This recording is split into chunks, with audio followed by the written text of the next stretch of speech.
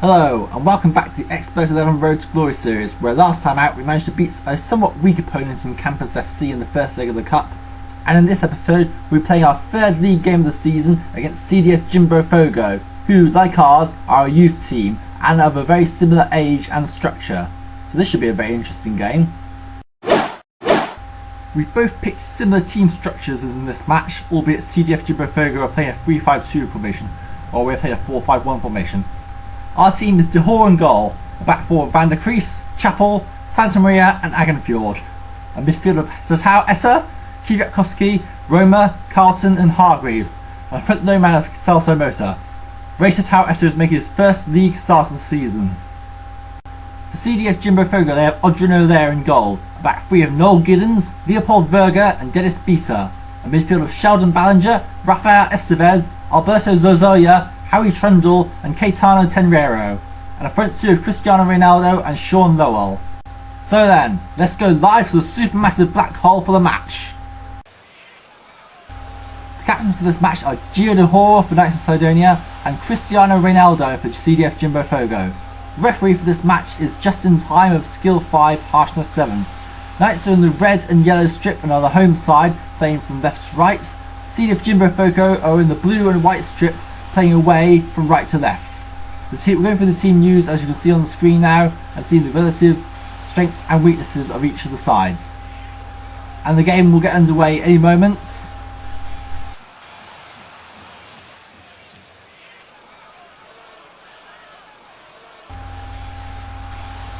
Now! And in the early signs of this game, it's the Knights who are having the possession here, but CDF Jimbofogo got a card. Harry Trundle's been yellow carded in the 8th minute of this game from behind. So it's an early card for Jimbofogo, while the goals seem to be flying in as Gordy Thistle taking the lead in the big game against Real Madrid. There's an injury for Knights of Cydonia. Eustace Chapple has been injured. And it seems we've got a free kick, so Chapple's been stretched off here.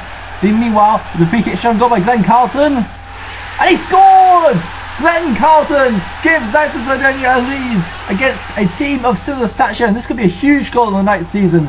Meanwhile, we're going to bring on Ibrahim Qamara for Eustace Chapple, who was injured just before we scored that goal from the free kick. We want to start for the Knights, but we're a bit vulnerable in defence now. There's a card here for the Knights. Celso Mota has been yellow carded for brutal play in the 29th minute of this game. Meanwhile, Worcester Buccaneers have taken the lead against Deportivo Celso in this bottom of the table clash. I say bottom of the table, Worcester Buccaneers are actually fourth.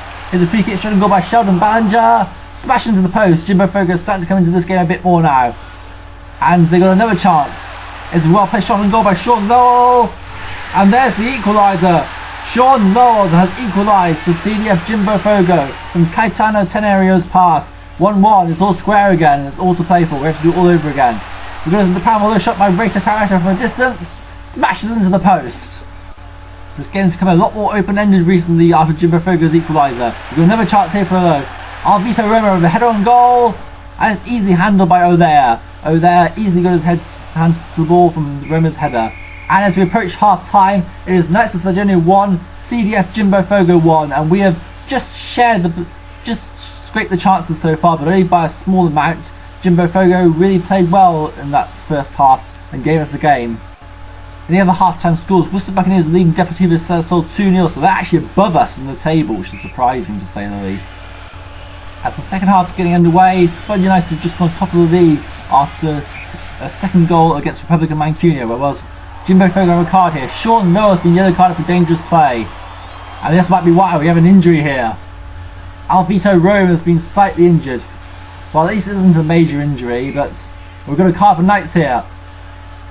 And it's Alvito Roma, the guy who's just been injured, who's been yellow carded for brutal play. And this is probably why he's taking his revenge on it. What on earth is he doing? He's just slightly injured Caetano Tenreiro. Thank goodness Tenreiro isn't badly injured. But that is an act of extreme petulance, if you ask me. Taking out all that anger from the challenge of Sean Lowell on Alvito Roma. Roma really needs to learn better, as Leopold Verga has been yellow carded.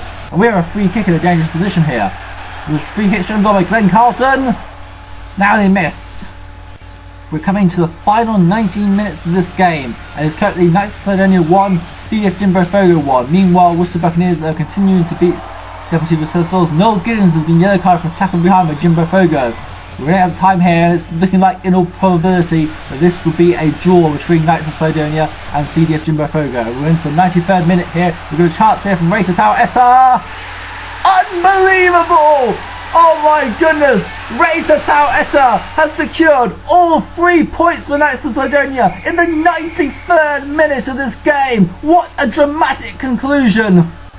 In a half of very few chances whatsoever, it didn't look on the cards that we're going to be able to break out of this draw situation we find ourselves in, but Ray Tataw Eta, the 18-year-old, pops up at the last moment to score a dramatic winner. Oh man, the stadium is erupting around me here at the moment. Geo Dihor is our man of the match for keeping Jimbofogo at bay, while the man of the match was Jimbofogo was Harry Trundle. But I have to say, that is one of the most dramatic games I've been in charge of while at this club.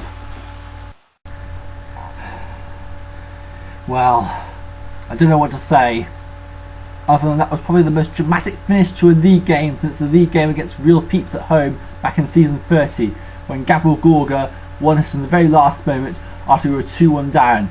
Probably not quite as dramatic or as exciting as that league game was, but still, the emotions were running high, and what a finish to the game to score in the 93rd minute. You just can't beat that feeling of winning a game, and sometimes that is the most dramatic way to win a game, even if it isn't the most ideal way. So, let's take a look at the team of the week to see who made it and who didn't. The team of the week this week is Geo Dihor of Knights of Cydonia in goal, a back four of Igor Moskov, Spud United, Marcus Agenfjord, Knights of Cydonia, Jarrett Fowler, Real Madrid, and Jeff Newell, Gorgie Thistle, a midfield of Fausto Largo, Spud United, and Alexander Patia, Spud United, Bogdan Buznikin, Spud United, and Daisuke Matsukara, Spud United, and a front two of David, Real Madrid, and Natalie Golovnia, Spud United. As you can see, Spud United have the potential to dominate all the Xpert 11s this season. Manager of the week is Joey Jojo for his demolition of Republic of Mancunia, who just so happen to be our next league opponents.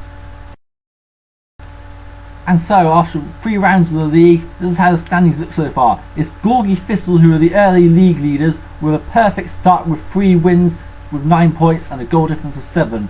1 goal difference ahead of the strongest team in the division, Spud United, who have also had a perfect start with 3 wins. Surprisingly, the weakest team in the division, Worcester Buccaneers, are currently in 3rd place. And no, they haven't bought some better players since we faced them. This is actually genuine, as they only bought 1 new player, and that was a striker. Incredible here. We are currently in 4th place on 6 points, but 1 goal difference down on Worcester Buccaneers. But we've had an overall great start to the season, apart from the loss against Spud United. Real Madrid are surprisingly down in 4th place. I would be extremely surprised if they're still down there come the end of the season. CDF Jimbofogo have taken just 1 point this season so far, which isn't really good enough. But they are doing better than Deportivo Celso and Republic of Mancunia, who have yet to score a single point this season so far, with Republic of Mancunia propping up the table on goal difference. In the next episode we'll be taking on Campus FC in the 2nd leg of our cup match.